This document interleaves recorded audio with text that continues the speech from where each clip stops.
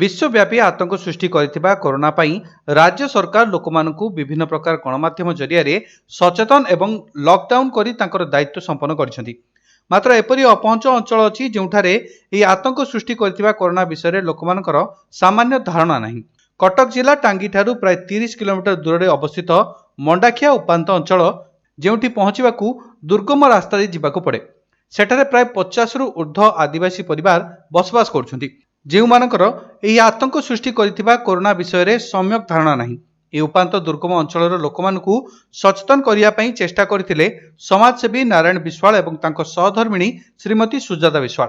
निजर बाइक जोगे एही कठिन दुर्गम रास्ता अतिक्रम करी पहुंचीथिले मंडाखिया गरीब आदिवासी अदूषित बस्ती घरकू घर बुली व्यक्तिगत खर्चरू प्राय 100 मास्क साबुन बंटन सह हाथ धोई किपरि एही कोरोना भाइरस ठारू सुरक्षित रहिबे से विषय सेमानकू सचेतन करथिले।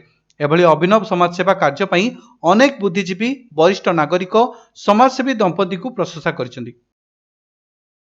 कटकरू कीर्तिरंजन नायक को रिपोर्ट, महक टीवी न्यूज।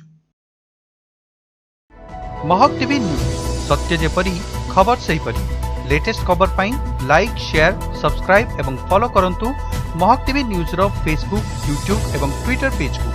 अधिक तथ्य पाई लॉगिन करंतु हम वेबसाइट www.mahaktv.in एवं डाउनलोड करंतु महक टीवी ऐप को गूगल प्ले स्टोर।